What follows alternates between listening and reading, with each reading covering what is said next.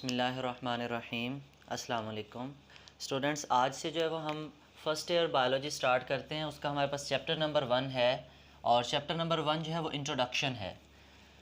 हमारे पास आलमोस्ट हमारी बायोलॉजी और कुरान मजीद बहुत जो है ना एक दूसरे से रिलेटेड हैं। आपने 9th में आपने एक टॉपिक पढ़ा था कुरान एंड बायोलॉजी, ठीक है।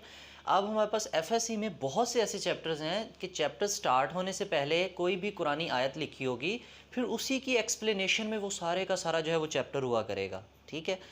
तो हमारे पास स्टार्ट में बहुत सी आयत लिखी हुई हैं, उनको हम टाइम टू टाइम जो है वो हम पढ़ते रहेंगे साथ साथ। लेकिन आज जो है वो हम फर्स्ट टॉपिक जो है वो हम कवर करेंगे हमारी बायोलॉजी का। उसमें हमारे पास सबसे पहले इंट्रोडक्शन है बायोलॉजी का। What is biology? आपसे शॉर्ट क्वेश्चन पूछा जाता है, what is mean by biology? Biology का क्या मतलब है, ठीक है। अगर आपको पुरानी डेफिनेशन याद हो तो हमने कहा था कि बायोलॉजी जो है वो क्या है? It is actually scientific study of life. कैसी है, किस चीज़ की स्टडी है? Scientific study of, simple study of life भी हम कह सकते हैं, क्योंकि हमारी बुक ने अब जो डेफिनेशन हमें बतानी है वो यही बतानी है कि biology is the study of life, ठीक है। लाइफ ना लिखें तो हमारी बुक कह देगी study of living organism, study of living organisms, ठीक है।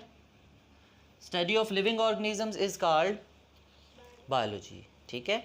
या और क्या हमारी बुक लिख सकती है? हमारी बुक कहेगी it is the branch that deals with the study of living organisms, deals with the study of living organisms. या फिर सिंपल कह दे कि study of life is called biology, study of living organism is called scientific study of living organism is called biology. तो हम कुछ भी कह सकते हैं, लेकिन बेटे अगर हम साइंटिफिक का वर्ड साथ लिख दें ना तो वो बहुत अच्छी बात हो जाएगी। लेकिन हमारी बुक सिर्फ कहेगी कि it deals with the study of living organism, study of living organism is called biology. फिर हम देखते हैं कि बायोलॉजी का जो वर्ड है ये किस जो है वो लैंग्वेज से डिराइव किया गया। जस्ट आप इतना सा लिखोगे ना बायोलॉजी की डेफिनेशन के अंदर कि study of living organism is called biology, just 1 mark मिलेगा, हो सकता है 0.5 दे दे, ठीक है। तो आपने इतना बना के लिखना है कि कम से कम आपको जो है वो 2 मार्क्स का शॉर्ट क्वेश्चन जो है वो पता भी लगे कि 2 नंबर के लिए बच्चे ने लिखा है। तो हम इसको देखते हैं कि हम कहते हैं the word biology is derive from 2 Greek words. कहाँ से हमने इसको डिराइव किया? From Greek word. Greek language कौन सी होती है? यूनानी, ठीक है। कौन सी होती है? यूनान की लैंग्वेज होती है। तो हमने कहा कि हमने बायोलॉजी का वर्ड ग्रीक लैंग्वेज से जो है वो डिराइव किया। वो 2 वर्ड्स थे हमारे पास, एक वर्ड था हमारे पास बायोस और दूसरा था लोगोस। बायोस था और लोगोस था, ठीक है। And bios means life, bios means life and logos mean thought और रीजनिंग, थिंकिंग, ठीक है। कि हमारे पास bios means life, life mean living organism and logos mean thought और रीजनिंग, कि हमने सोचना है, वजह तलाश करनी है किसके बारे में? लाइफ के बारे में, कि एक ज़िंदा जानदार है, उसकी बॉडी कैसी है, अगर वो ज़िंदा जानदार है तो क्यों है, वो क्यों खाता पीता है, क्यों बोलता है, क्यों पढ़ाता है, क्यों पढ़ते हैं हम, ये सारी चीज़ें जो हैं वो किस में आ जाएंगी? बायोलॉजी में, ठीक है। अच्छा, अब फिर नेक्स्ट क्वेश्चन हमारा ये बनता है कि क्या जो बायोलॉजिस्ट होगा वो सिर्फ और सिर्फ लिविंग ऑर्गेनिजम्स की स्टडी करेगा? सोचने वाली बात है ना। क्या जो बायोलॉजिस्ट है वो जस्ट लिविंग ऑर्गेनिज्म को स्टडी करेगा? नहीं, हमारी बुक कहेगी कि इस बायोलॉजी के अंदर हम लिविंग को भी स्टडी करेंगे। हम किसे स्टडी करेंगे? लिविंग को भी स्टडी करेंगे एंड और किसको भी स्टडी करेंगे? साथ नॉन लिविंग को भी। तो फिर हम बायोलॉजी क्यों कह रहे हैं उसे भाई? अगर हमने लिविंग की भी स्टडी करनी है और साथ में नॉन लिविंग की भी करनी है, क्या तमाम नॉन लिविंग की कर लें फिर?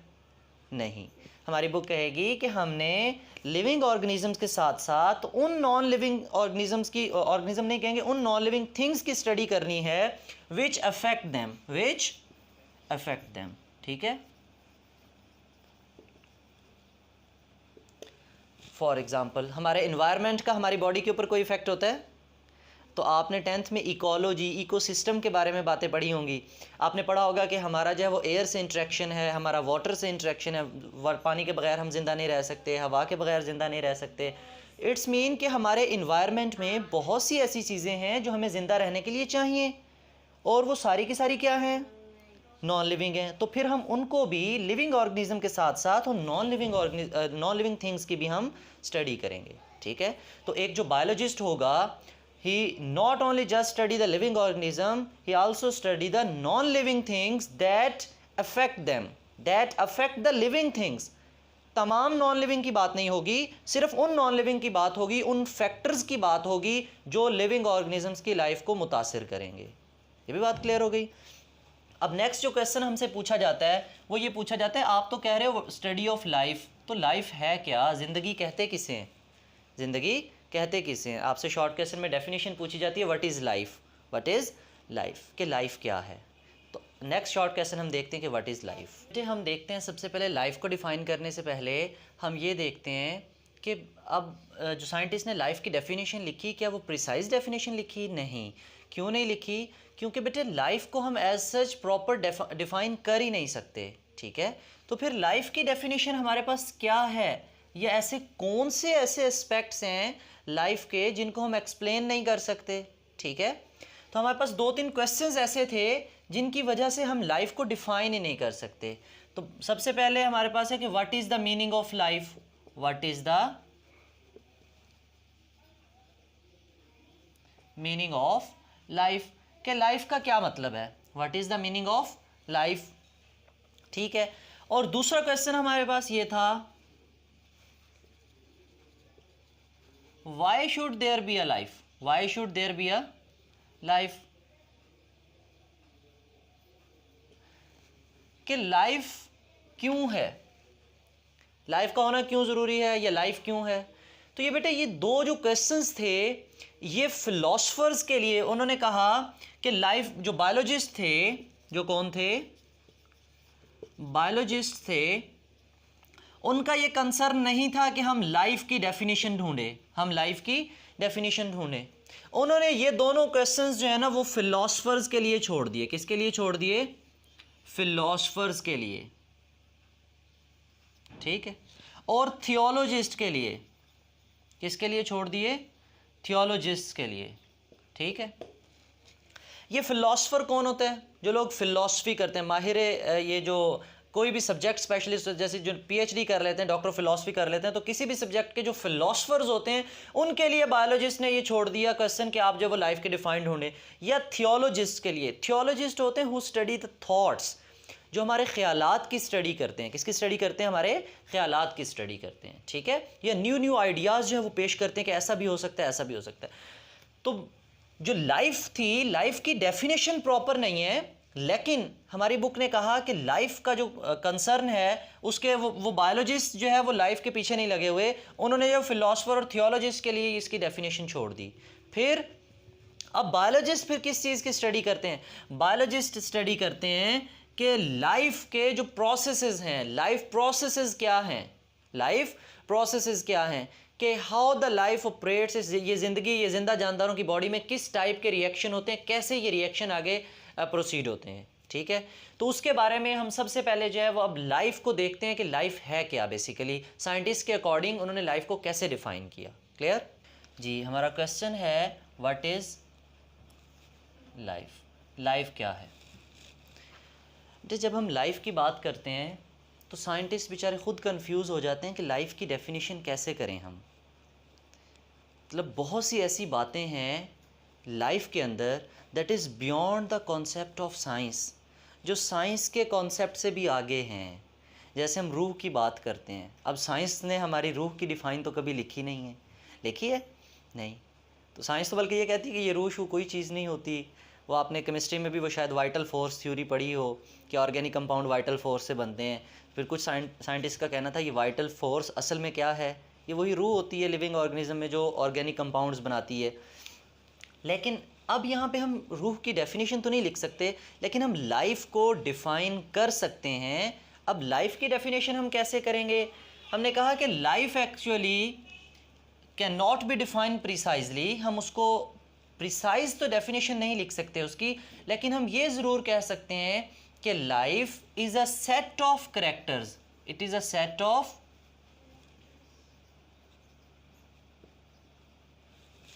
कि एक खसूसियात का मजमुआ है।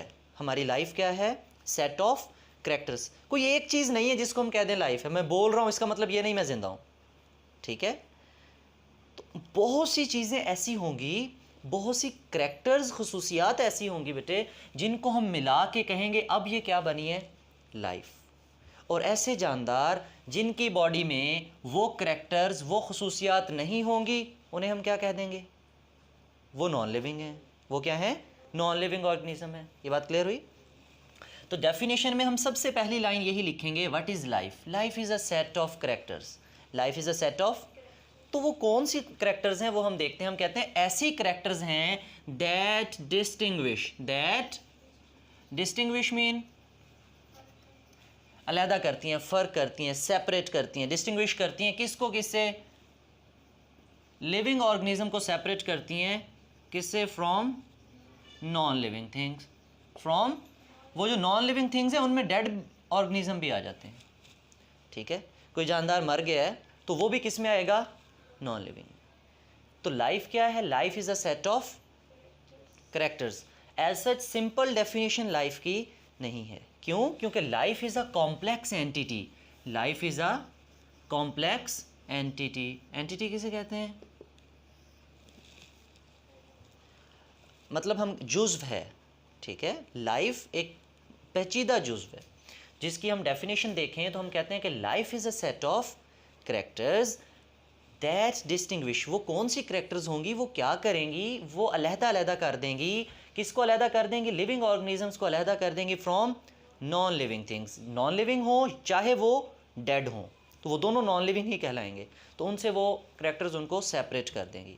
अब वो कौन सी करेक्टर्स हैं लाइफ की? बताओ तो सही ज़रा। तो शाबाश, गुड। हमारी बुक ने एटलीस्ट 8 to 9 करेक्टर्स लिखी हैं, तो एज सच हमने याद करनी है कि वो कौन कौन सी करेक्टर्स हैं। तो हम यहाँ पे 1 by 1 देखते हैं। हम कहते हैं कि हमारे पास, हम कहते हैं जो लिविंग ऑर्गेनिजम्स होते हैं made up of according to cell theory. अगर सेल थ्योरी को हम फॉलो करें तो हम कहते हैं कि तमाम इस दुनिया जहान के तमाम जिंदा जानदार made up of 1 or more sales.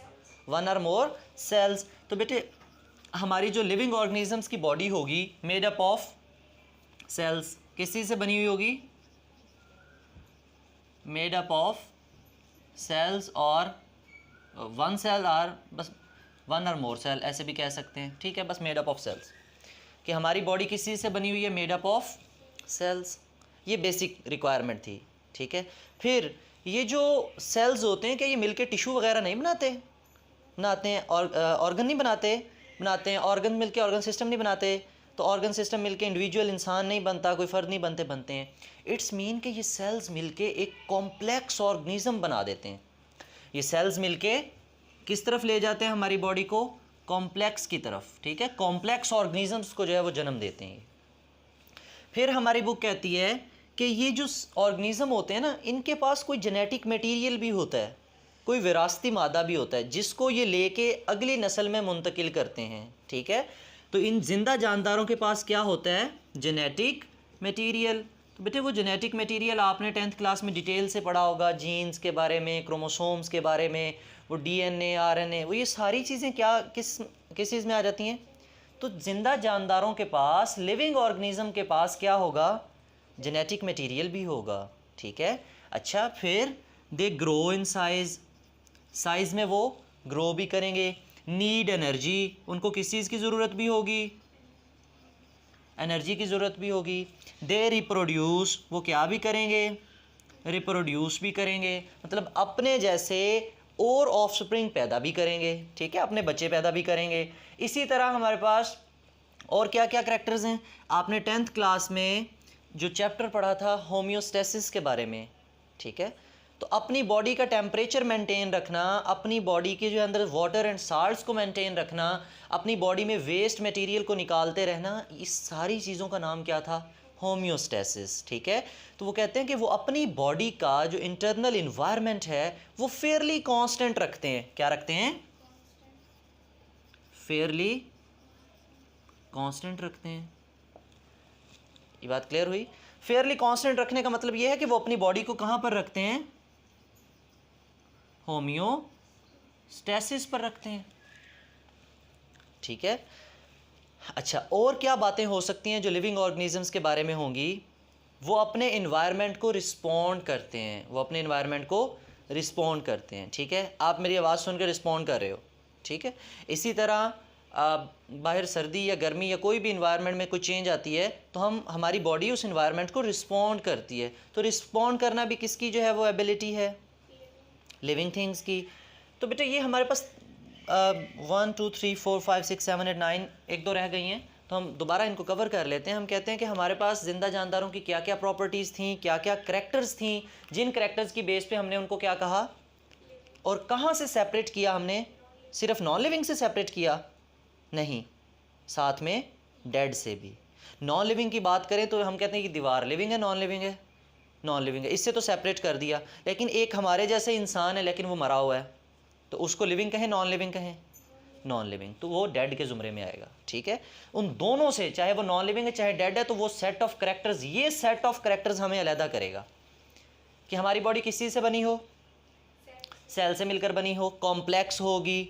ठीक है, इसके अलावा जेनेटिक मटेरियल होगा हमारे पास, ग्रो इन साइज, हमें एनर्जी की ज़रूरत होगी, मतलब फूड की ज़रूरत होगी, रिप्रोड्यूस करेंगे, अपने इन्वायरमेंट को जो है वो कांस्टेंट रखेंगे, होम्योस्टैसिस को जो है वो मेंटेन रखेंगे। ठीक है, तो इसी तरह हमारे पास और भी बहुत सी करैक्टर्स आ जाती हैं। अगर हम बारीकी में जाएँ तो आपकी बुक ने मोर और लेस 8 to 9 करैक्टर्स लिखी होंगी, आप उनके जो वो पॉइंट्स बना के, हेडिंग्स बना के जो अच्छे से याद करोगे। क्लियर? आज के लिए काफ़ी इतना। चलें, if you have any question you can ask in comment section. Thank you. Allah.